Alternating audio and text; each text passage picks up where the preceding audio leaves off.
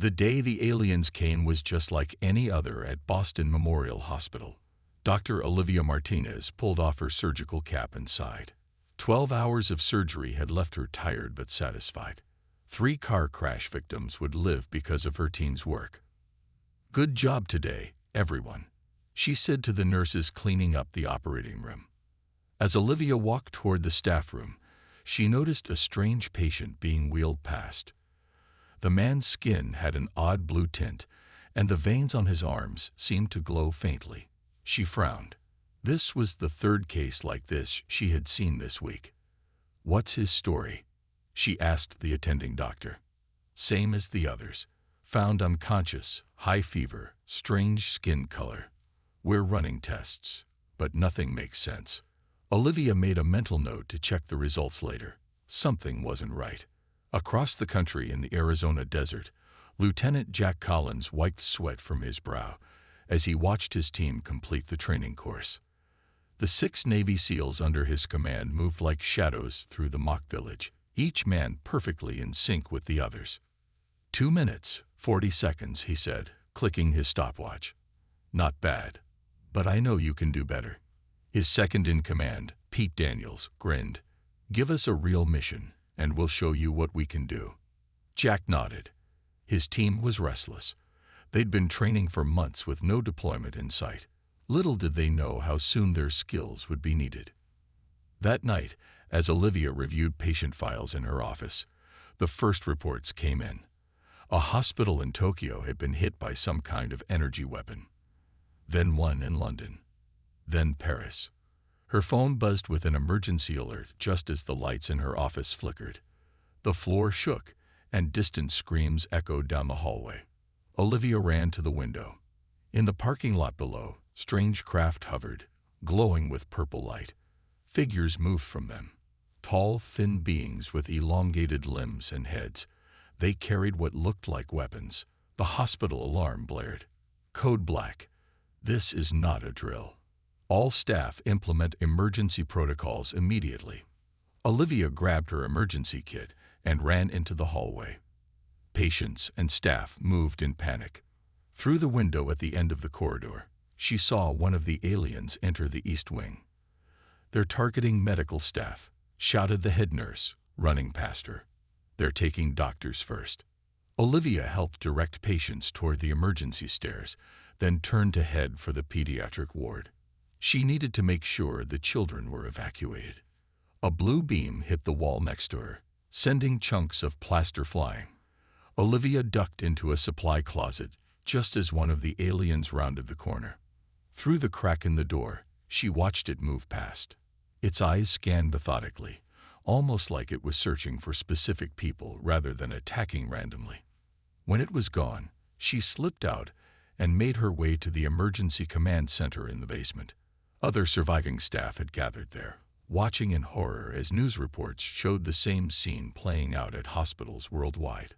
"They're only attacking medical facilities," said the hospital director, his face pale.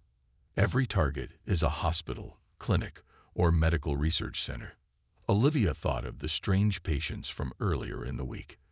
"They've been studying us," she realized. Those patients with the blue tint, they were test subjects.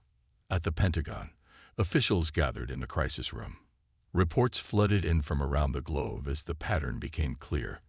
The aliens were systematically eliminating Earth's medical personnel. Jack Collins and his team were pulled from training and loaded onto transport helicopters. Their orders were simple: get to Boston Memorial Hospital and secure any surviving medical staff. As their helicopter cut through the night sky, Jack checked his weapons. After months of meaningless drills, they finally had a mission. The aliens had made a fatal mistake. They had attacked Earth's healers first, not realizing they were protected by warriors who had trained their entire lives for this moment. The angels of death were coming, and they would show no mercy. The military helicopter landed on the damaged roof of Boston Memorial Hospital. Jack Collins and his team jumped out, weapons ready.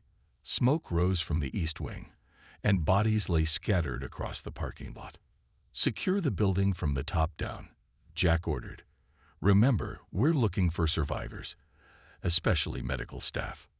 Pete nodded and motioned for half the team to follow him. Jack led the rest toward the roof access door. 3 floors below, Olivia Martinez treated wounded staff members in the basement command center. She had managed to salvage some medical supplies, but they were running out fast. "How's Sam doing?" she asked a nurse who was monitoring a badly injured doctor. "Not good. He needs surgery soon." Olivia wiped sweat from her brow.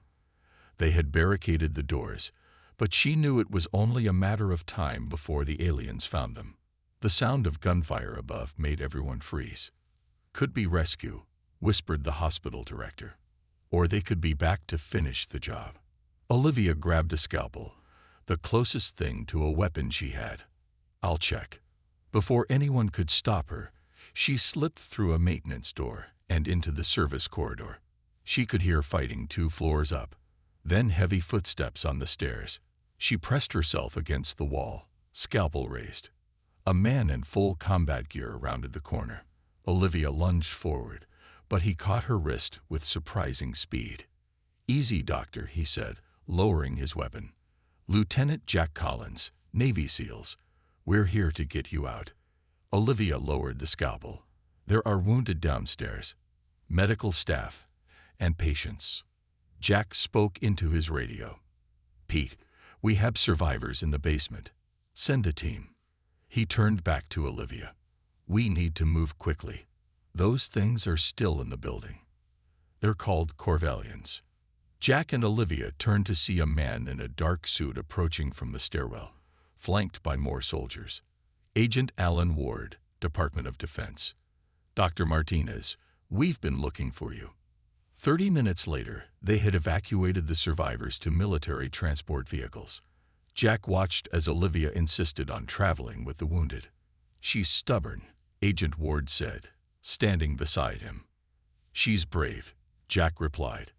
"Why are they targeting medical personnel specifically?" Ward's face darkened.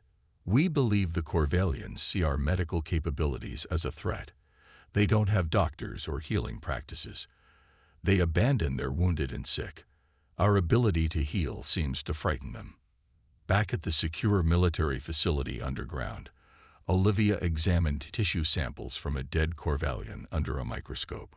"Their cellular structure is fascinating," she told the scientists gathered around. "Look at how their cells repair themselves automatically." "That's why they don't need doctors," said one scientist. "But it also means they have a weakness. Their immune systems never developed like ours." Jack entered the lab with Agent Ward. "Dr. Martinez, you're being assigned to a special task force.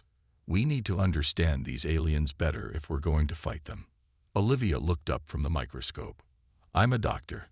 I save lives, not take them." "That's exactly why we need you," Ward said. "You understand human physiology better than anyone. We need that knowledge to find their weaknesses." A large screen on the wall showed live footage of attacks continuing worldwide. The Corvellians had destroyed over 60% of Earth's major medical facilities. "They think by eliminating our healers, they weaken us," Jack said, watching the footage. "They don't understand what they've done." Olivia looked at him. "What do you mean?" "In battle, we protect our medics at all costs. By targeting doctors first, they've provoked something they can't imagine." Jack's eyes were cold. "Every warrior on Earth is now out for blood." Ward nodded. "We're activating a special protocol. Operation Angel of Death. Elite combat units paired with remaining medical personnel." "Why that name?" Olivia asked. Jack's face was grim. "Because that's what we become when you threaten our healers." Outside the facility, more helicopters landed, bringing in soldiers and rescued medical staff from across the country. The Angels of Death were gathering, and the Corvellians would soon learn the cost of their mistake. 1 week after the initial attacks, the underground facility buzzed with activity. Soldiers and medical personnel worked side by side, learning from each other. In one training room, Jack taught a group of doctors basic combat moves. "Remember, you don't need to win a fight. You just need to stay alive long enough for us to reach you." he explained as he demonstrated a defensive stance. Olivia watched from the doorway. She had spent the past week studying Corvallian biology instead of joining the combat training. Her work had yielded results, but not the kind the military hoped for. "Lieutenant Collins," she called. "Can I speak with you?" Jack dismissed the group and walked over. "Dr. Martinez, finally decided to learn how to protect yourself." "I'm more interested in understanding our enemy than killing them," she replied. "And I found something you should see." In her lab, Olivia showed Jack microscope images of Corvallian tissue samples. "Look at how their cells react to this sound frequency," she said, playing a high-pitched tone through a speaker. On the screen, the alien cells vibrated and separated. "It disrupts their cellular structure." Jack studied the images. "So we can hurt them with sound." "Not just hurt. This could incapacitate them without killing them." Olivia looked at him. "I became a doctor to heal, not to harm." "Sometimes you need to harm to prevent greater suffering," Jack said quietly. "Those things have killed thousands of doctors and nurses. How many patients will die because of that?" Before Olivia could respond, an alarm blared. Agent Ward rushed into the lab. "We've got Corvallian activity 50 miles north. They'd found a rural medical center that survived the first wave." Jack was already moving. "My team can be there in 30 minutes. "I'm coming too," Olivia said. Both men turned to her in surprise. "If my sound weapon works, I need to be there to calibrate it." The helicopter flight was tense. Olivia sat across from Jack, adjusting her makeshift sound device. "Stay behind us at all times," Jack instructed her. "If things go bad, you run back to the chopper. Don't try to be a hero." "Isn't that your job?" Olivia asked. Jack checked his weapon. "No, my job is to make sure you and other doctors survive to do your job. That's what the Angels of Death Protocol is all about." "Why do you call yourselves that?" Pete, sitting next to Jack, answered. "It's an old nickname for special forces. We bring death to the enemy, but we protect our own with everything we have, especially the medics." The helicopter landed a mile from the rural clinic. Jack's team moved through the forest quietly, with Olivia following in the middle of their formation. Through breaks in the trees, they could see 3 Corvallian ships hovering over the small medical center. "There are still people inside," Pete whispered, looking through binoculars. "I can see movement in the windows." Jack turned to Olivia. "Will your sound device work from here?" She shook her head. "We need to be closer. Maybe on the roof of that storage building." "Too dangerous," Jack replied. But as he spoke, 2 Corvallians dragged a woman in a white coat out of the clinic. Even from a distance, they could see her struggling. "They're taking the doctors," Olivia whispered. "We have to do something." Jack made a quick decision. "Pete, take half the team around the back. Create a diversion when I signal. The rest of you, we're getting the doctor to that storage building." They moved swiftly through the trees. Olivia's heart pounded as they reached the edge of the forest. The storage building was just 30 yards away, across open ground. "Ready?" Jack asked her. Olivia gripped her sound device and nodded. "The Angels of Death are about to earn their name." Jack gave a small smile. "And Earth's healers are about to show these aliens they picked the wrong planet to invade." With a hand signal to Pete, Jack led Olivia and his men toward the building as gunfire erupted on the far side of the clinic. The Corvallians turned toward the noise, not seeing the small team racing toward their position with the doctor and her strange device. The real test of Operation Angel of Death was about to begin. Jack led Olivia and 2 soldiers across the open field toward the storage building. They crouched behind farm equipment, moving only when the Corvallians looked away. "Ready for the next sprint?" Jack whispered to Olivia. She nodded, clutching her sound device. Her hands were steady despite her fear. Years of performing surgery under pressure had trained her well. "Now," Jack ordered. They ran the final stretch to the storage building. Once inside, they climbed metal stairs to the roof. From there, they had a clear view of the clinic and the 3 Corvallian ships. Pete's team is still drawing their attention, Jack said, watching the aliens move toward the back of the clinic. Perfect. How close do you need to be for that thing to work? Olivia adjusted dials on her device. Within 100 yards for best effect. We're just at the edge of that range now. Good. Start it up. Olivia activated the device. It emitted a sound too high for human ears, but the effect on the Corvellians was immediate. Two aliens near the clinic entrance dropped to their knees, their long limbs shaking. It's working, Olivia whispered. Inside the clinic, the captive medical staff saw their chance. They broke free from their distracted captors and ran toward the doors. Pete, move in and secure those medical personnel, Jack ordered through his radio. Pete's voice crackled back. Already on it, boss. As Pete's team emerged from the trees to rescue the escaping medical staff, the Corvellian ships began to respond. One turned toward the storage building. They've spotted us, Jack said. Olivia, turn up that sound. She twisted a dial, increasing the intensity. The ship approaching them wavered in the air, then dipped sharply to one side. The pilots are affected too, Olivia said with surprise. The ship crashed into an empty field. The other two Corvellian vessels began to retreat upward. They're getting away, Jack said, raising his rifle. Let them go, Olivia replied. They'll take information back to their fleet about our new weapon. Jack looked at her with new respect. You'd make a good tactician, Doctor.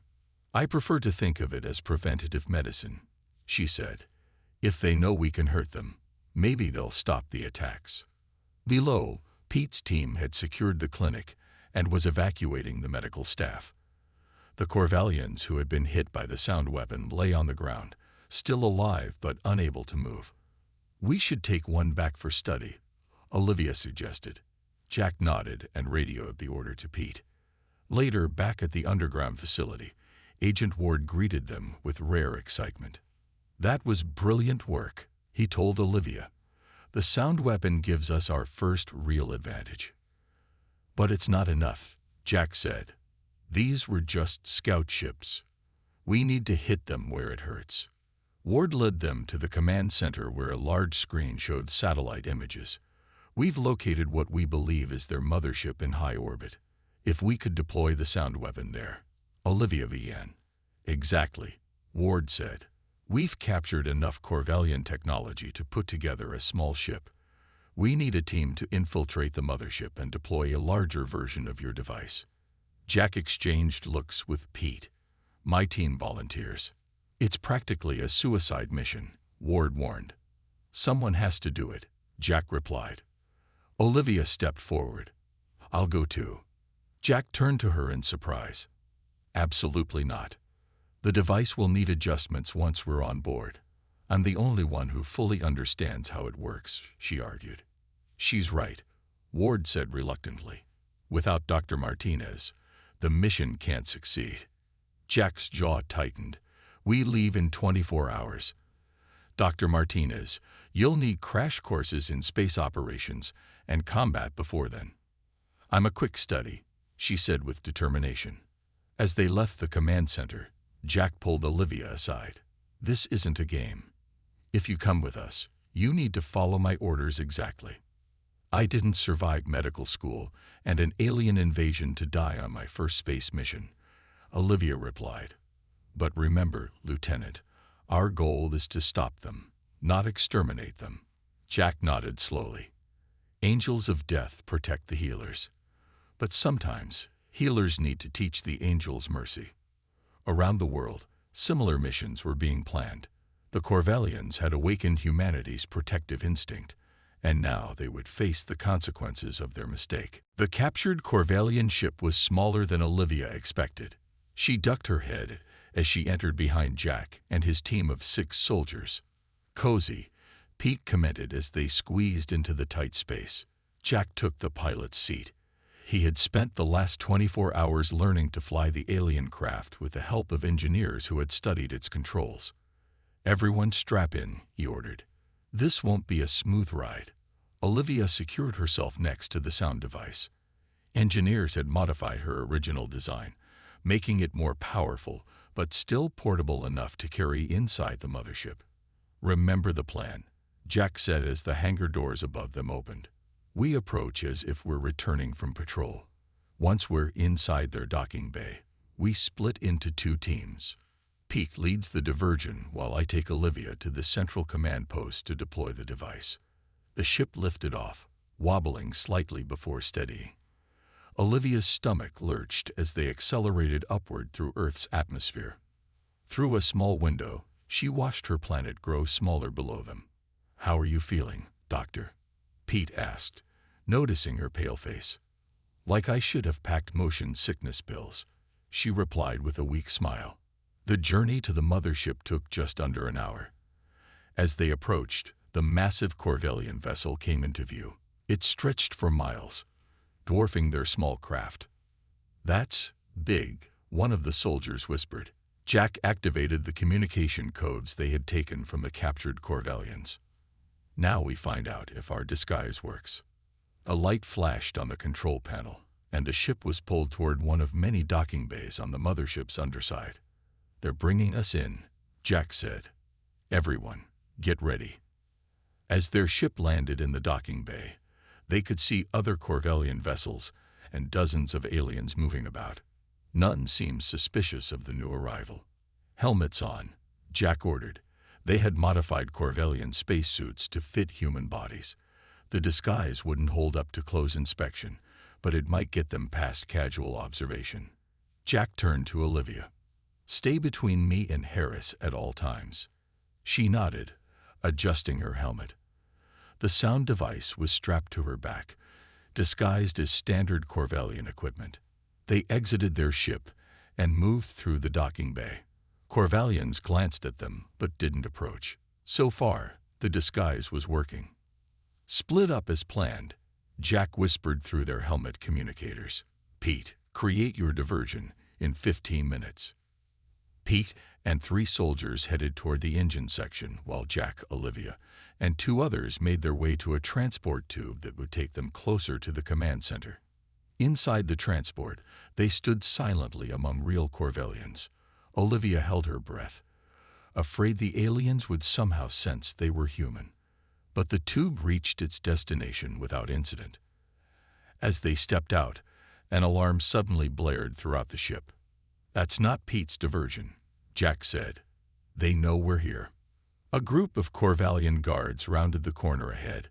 One pointed at them and made a sharp clicking sound. "Run," Jack ordered, pulling Olivia down a side corridor as the guards fired energy weapons. They sprinted through unfamiliar hallways, following a map they had created based on information from captured Corvellians. Behind them, the sounds of pursuit grew louder. "In here," Jack said, forcing open a door to what appeared to be a storage room. They slipped inside, and he sealed the door. "We need to reach the command center," Olivia whispered, catching her breath. "We're close."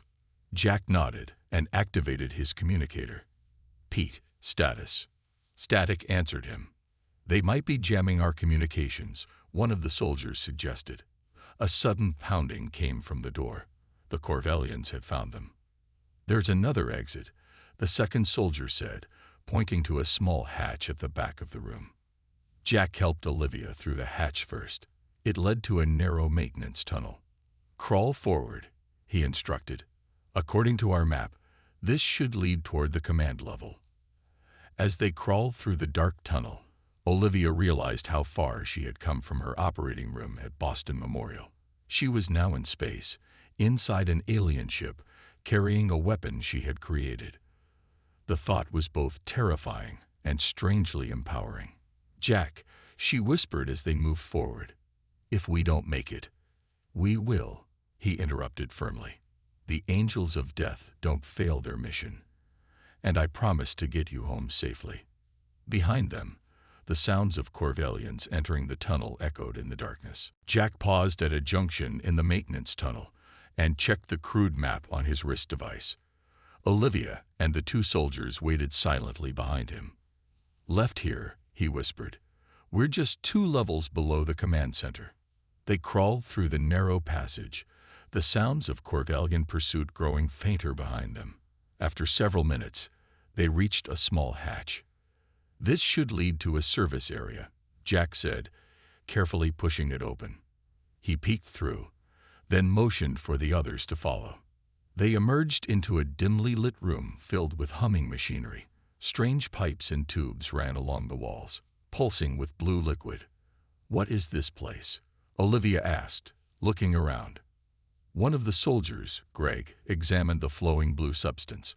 "Looks like their version of blood. I think this is part of the ship's life support system." "The ship is alive?" Olivia asked in surprise.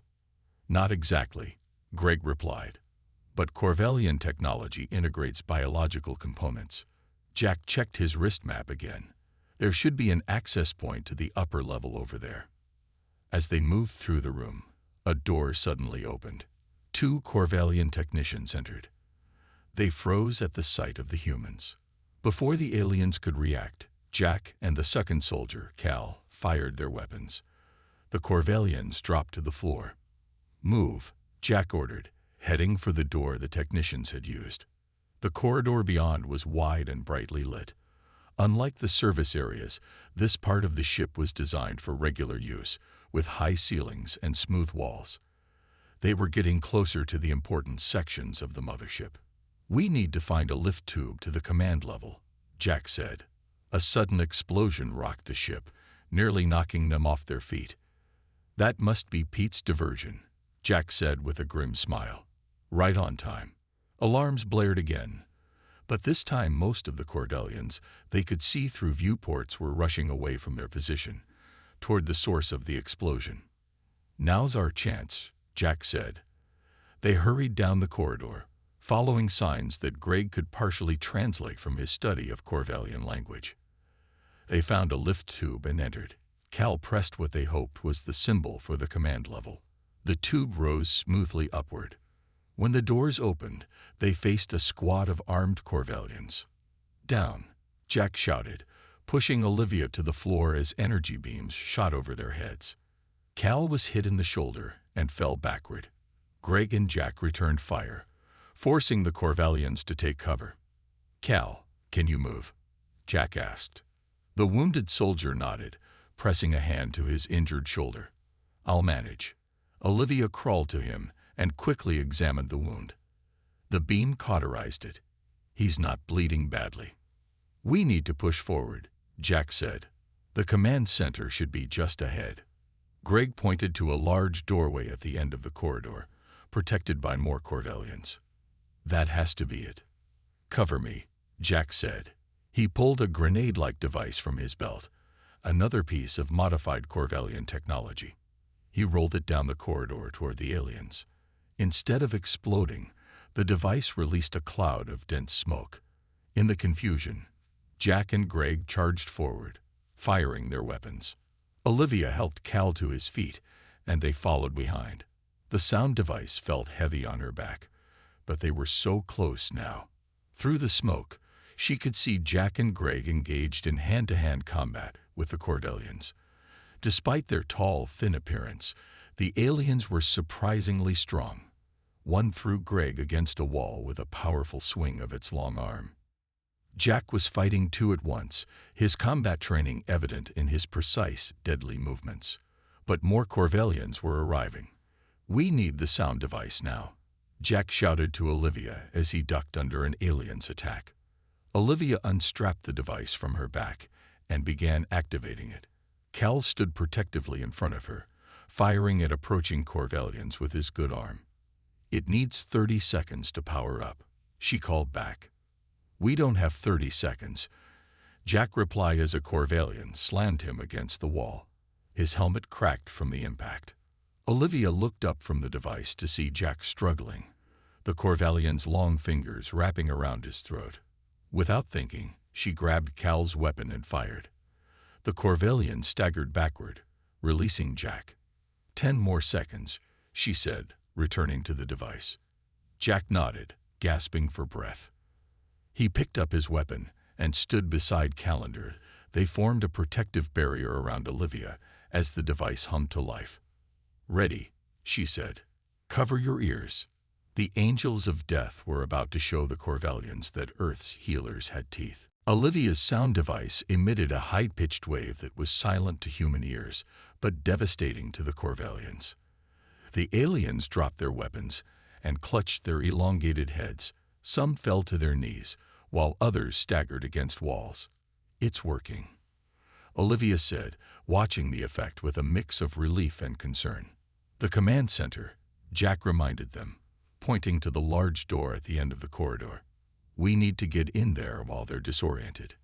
With Cal leaning on Greg for support, they hurried toward the door. The fallen Corvellians made no move to stop them. Jack examined the door's control panel. "I can't read their language." Greg shifted Cal's weight and pointed to a symbol. "That one means open or access. I saw it on other doors." Jack pressed the symbol. The massive door slid open, revealing the Corvellian command center. It was a vast, circular room with a domed ceiling showing the stars outside. In the center stood a raised platform where a larger Corvellian directed operations. Unlike the others, this one wore ornate armor that covered most of its body. Several Corvellians stood around it, working at control stations. All of them turned as the humans entered. The sound device's effect was weaker veer, causing discomfort but not incapacitating them. "Amplify it," Jack ordered Olivia. She adjusted the settings, but the lead Corvellian raised a hand. A shield of energy shimmered around it, blocking the sound waves. "The commander is protected," Olivia said in frustration. The Corvellian commander made a series of clicking and whistling sounds. A translation device on its armor converted them to English. "Humans," it said, the voice flat and mechanical. "You were not expected to reach this far." Jack stepped forward, his weapon raised. "Call off the attacks on our medical facilities." The Corvellian tilted its head. "Your healers are an abomination. The weak must be culled, not saved." "That's your way, not ours," Olivia said, moving beside Jack. The commander studied her. "You are a healer, yet you bring a weapon that causes pain." "To stop you from killing more of my kind," Olivia replied. The Corvellian commander made a sound that might have been laughter. "Your species is fascinating. Your healers create weapons. Your warriors protect the weak." Jack kept his weapon steady. "Order your forces to withdraw from Earth." The commander ignored him, focusing on Olivia. "Why do you preserve the damage? Why waste resources on those who cannot contribute?" "Because every life has value," Olivia answered. "Because today's patient might be tomorrow's healer." While they spoke, Jack noticed movement on the far side of the command center. Pete and one of his team had somehow reached them. They were setting explosives on what appeared to be the ship's main power relay. Jack needed to keep the commander distracted. "Your attacks have only made us stronger. For every healer you kill, 100 warriors rise to avenge them." The Corvellian commander stepped down from the platform, approaching them. Its height was impressive, nearly 8 feet tall. "Your species is primitive. You cannot hope to defeat us." "Can't we?" Jack asked. He made a subtle hand signal to Pete. Explosions rocked the far side of the command center. The Corvellian commander turned toward the noise, and Jack seized the moment. He lunged forward, tackling the alien to the ground. The commander was incredibly strong. It threw Jack off, sending him sliding across the floor. But the distraction gave Olivia time to modify her device. "Jack," she called, "get clear." He rolled away from the commander just as Olivia activated the modified sound weapon. This time, it emitted a focused beam that cut through the commander's shield. The Corvellian leader shrieked, a sound so piercing that the humans winced despite being unaffected by the weapon. The commander staggered, then fell to one knee. It looked up at Olivia with what might have been respect. "You created this weapon, a healer." Olivia nodded. "On my world, healers understand how bodies work. That knowledge can save lives, or end them." The commander's translator emitted strange, broken sounds as it tried to process this concept. It seemed genuinely confused by the idea. Jack moved to Olivia's side, his weapon trained on the commander. Order the retreat now." The Corvellian commander looked from Jack to Olivia. For the first time, there was uncertainty in its posture. "Perhaps," it said slowly, "we have misjudged the humans." The Corvellian commander slowly rose to its feet. The other aliens in the command center watched, waiting for orders. "Your ways are strange to us," the commander said, its translator creating an odd mechanical tone. "We have always believed that the strong survive by eliminating the weak." "That's not strength," Jack replied, keeping his weapon aimed at the commander. "True strength is protecting those who need it." The commander tilted its head. "Yet you came here to kill." "We came here to stop you from killing our healers," Olivia corrected. "If you withdraw your forces, no more blood needs to be shed, yours or ours." For a long moment, the command center was silent.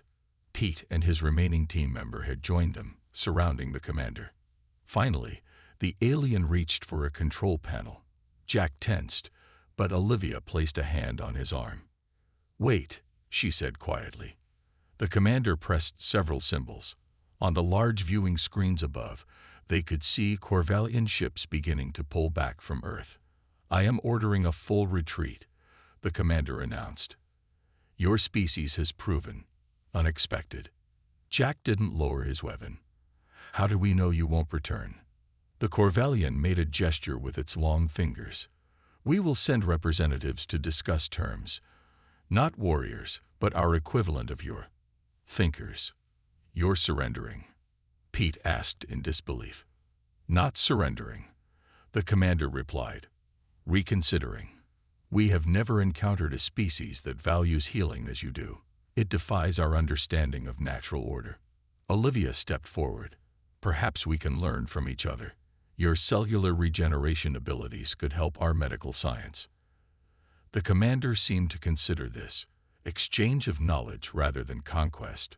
Another strange concept. A communications panel beeped urgently. One of the other Corvellians answered, then turned to the commander, speaking in their native language. "What's happening?" Jack demanded. The commander's posture changed. "Some ships refuse to obey the retreat order. They are attacking a large medical facility in what you call Russia." Jack and Pete exchanged looks. "The Moscow Medical Center," Pete said. "It's one of the few major hospitals left standing." "Stop them," Jack ordered the commander. "They have cut communications," the alien replied. "They believe I have been compromised." Olivia adjusted her sound device. "Broadcast my frequency through your ship's communication system. It will affect all Corvellians who hear it." The commander hesitated, then nodded to one of its subordinates. The alien connected Olivia's device to their systems. "This will incapacitate your own people," Olivia warned the commander. "Sometimes," the commander replied, "a healer must cause pain to prevent greater suffering." Olivia activated the device. On the screens, they watched as Corvellian ships around Earth suddenly lost control. Some drifted harmlessly into space, while others were safely captured by human forces. "Return us to Earth," Jack said to the commander. "We'll arrange for diplomatic discussions." As they prepared to leave, Olivia turned to the commander. "Why did you target our healers first? What made you think they were the greatest threat?" The commander's answer surprised them all. "We observed your species for many cycles. We saw how warriors like him," it pointed to Jack, "would sacrifice themselves to protect healers like you. We concluded that healers must be your most valuable resource." Jack smiled slightly. "You weren't wrong about that." 3 weeks later, Olivia stood at the window of the new International Medical and Defense Center. Below, a Corvellian shuttle landed on the pad. Earth's first official diplomatic meeting with the aliens was about to begin. Jack joined her at the window. His arm was in a sling, an injury from their escape from the mothership. "Ready for this, Dr. Martinez?" he asked. "Are you, Lieutenant Collins?" she replied. He looked out at the Corvellian shuttle. "They learned a hard lesson. Don't attack Earth's healers." Olivia nodded. "And they learned something else too. Our strength isn't just in our angels of death. It's in the balance between those who heal and those who protect." Jack's hand found hers. The perfect partnership. Outside, humans and Corvallians prepared to meet not as enemies, but as two species with much to learn from each other. Earth's healers had been attacked, its angels of death had responded. And now a new chapter was beginning, one where healing, not destruction, would lead the way forward.